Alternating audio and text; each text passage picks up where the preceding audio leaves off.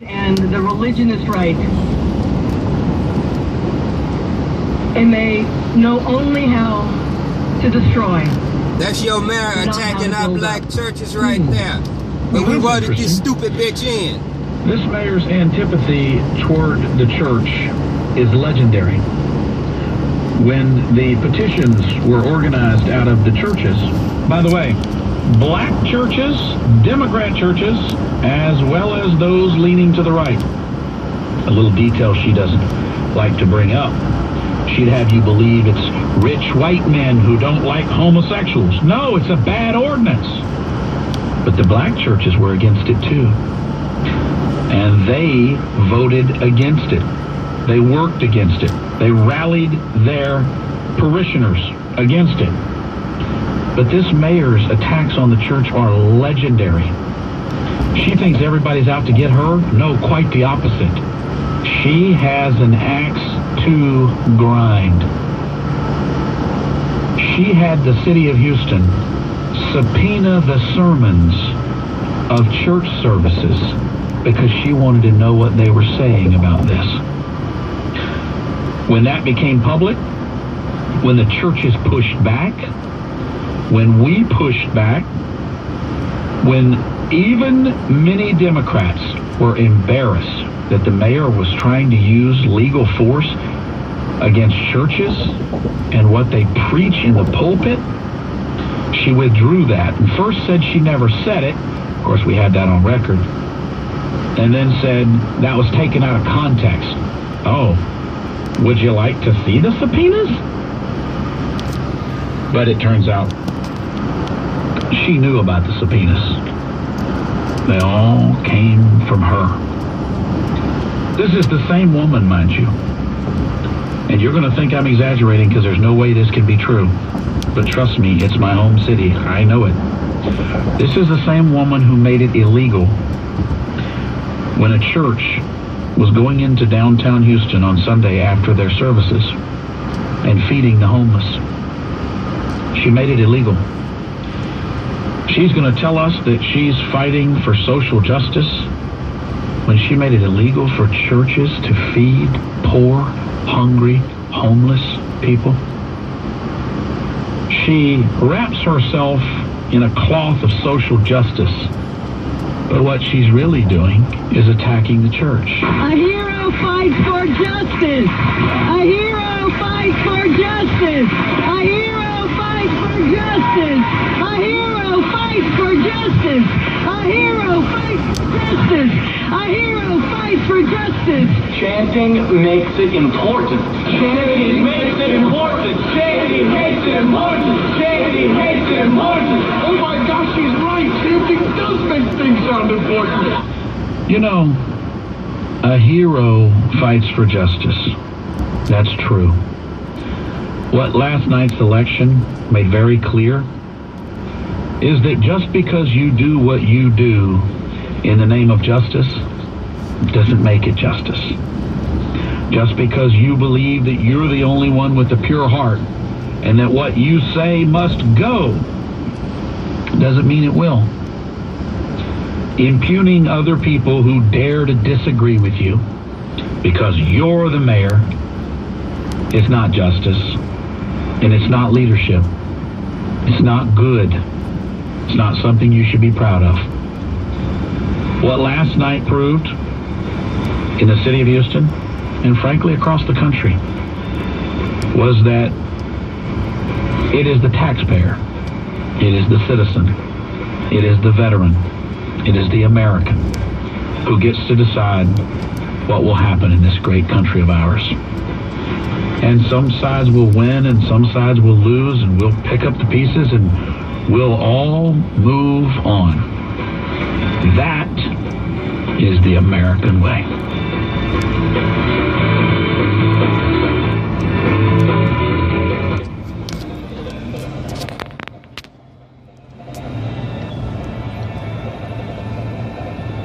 So hero ordinance was the bathroom ordinance. If you do not know that, you should know. In an earlier segment, he explained how the churches, mainly the black churches, fought against that. You know, black people don't play the whole homosexual thing. And what she was trying to do with the Hero Ordinance was allow transgenders, let's just say, I don't know, let's just pretend that I was a little wicked and I felt like going into the women's bathroom. Well, under the Hero Ordinance, I would be able to go into the women's bathroom freely. And the only thing I would have to say is, well, I'm transgender, or I feel like I'm in a woman's body. That was the Hero Ordinance that the Houstonians fought against. That's what the black churches fought against. That's what she's attacking the black churches and all the other churches about it, saying that we're homophobic. No. As a man, I don't want to be taking a dump and a woman in the next stall comes up and she's ripping her maxi pad out and putting another one in. No, I don't want that. Oh, well, I'm transgender. I don't give a damn. I don't want it. And for those who have daughters, I mean, yeah, there's double standards. To give you a quick example of double standards here. If I, and this is bad, but yo, I'm not perfect, and who cares? But an example of double standards. If my son at 16 years old, is getting naked pictures from his 25-year-old hot female teacher, won't have an issue with it at all. In fact, I would probably tell him to send me the pictures so that I can enjoy them myself. But let it be a girl, like I said, hey, we have double standards. Let it be a 16-year-old girl and her handsome 25-year-old male teacher is sending pictures. We'll be ready to tear the town up. We'll be ready to kill them. But yeah, we do have double standards. Face it, that's a fact. But again, like I'm saying, with this Hero Ordinance, we got little girls in there. And you got guys going in there talking about, oh, I'm transgender.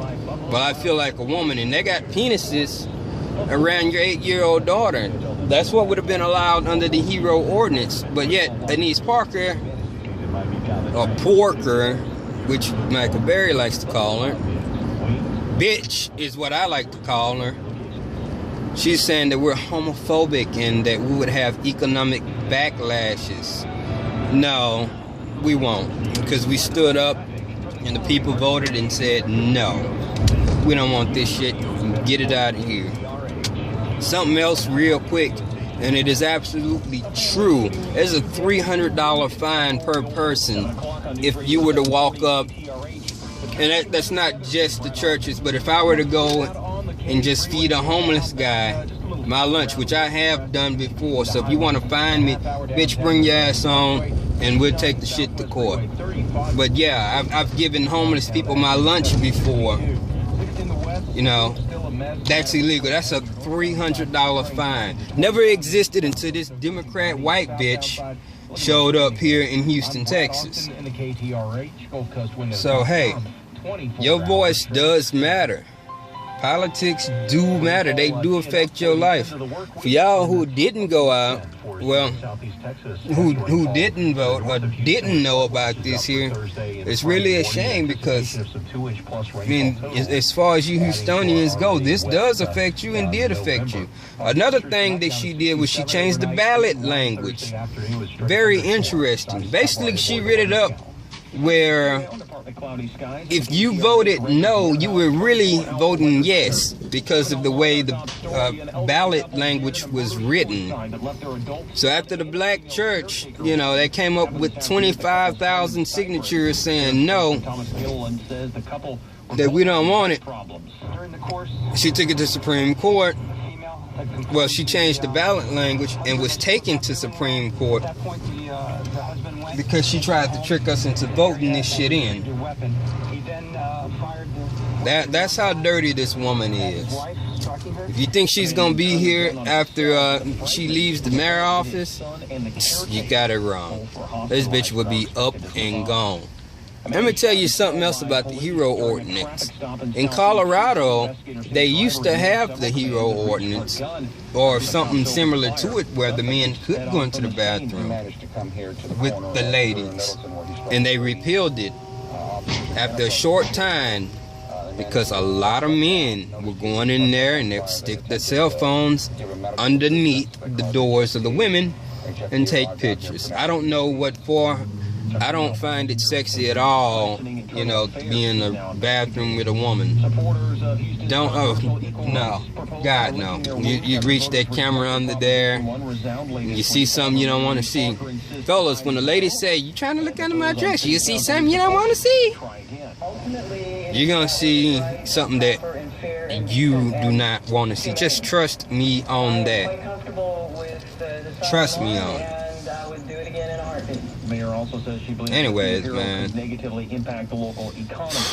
Pulling up at home after good long days of work, broke, ain't got no goddamn gas. Wife gonna have to take me to work tomorrow. Shit, did I just run out?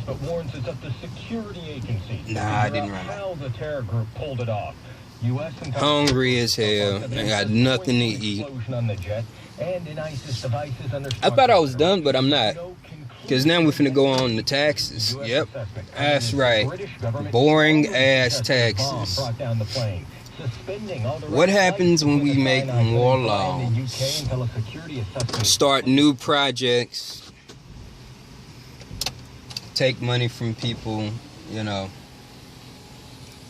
You have to raise taxes to fund it. There's a myth going around that, oh, well, they're just gonna tax the rich people. Well, in actuality, anybody who works is affected by these taxes. And it sucks balls. It sucks balls to make less than $30,000 a year and pay 15% in taxes. That sucks balls like a mother. And as much as I love Ben Carson, I do not like that 15% tax plan of his. I mean, yes, it's great for businesses, and if he does, you know, what he said he's going to do and try to get things in place, that's if he even gets elected. Get things in place where people like me have a better opportunity. Because don't get me wrong, this ain't like the 1940s and 50s. And yeah, there are success stories like his, and there are people who don't have education like me who go out and make it and know how to make it and know how to work the system. I don't. So, hey, if they can get some things like that going, and people like me, just your average Joe, can learn how to make, I mean, even if it's just teaching you the ropes. And it'll be great for businesses because businesses would be able to expand. Imagine a business now, they're paying 39% in taxes. Or you could just round it up to 40 if that sounds better. So 40% in taxes. That means if that business only makes, we'll just say $100,000, your business should make more than that. But if they only made $100,000, 40,000 would be in taxes. That's not including paying the mortgage on the building, paying for the products that they provide, the services. If you got employees, pay for that as well. Imagine a business like that is struggling and their taxes get bumped down to 15%. These people will be able to hire more. They'll be able to expand. Expansion basically means jobs. Be able to hire more people. Because if they expand, they need more people. That's just how it goes. It looks like they are home. So all this, when they talk about taxing the rich, taxing the businesses, hey, the rich and the businesses, they're the ones that hire our broke asses. So no, we don't need the taxes on them. Let them expand and let them hire us. And maybe one day we can get in a position where we own stuff. Just simple economics. Well, made it home. I'm done with the rant. For real this time. Good night.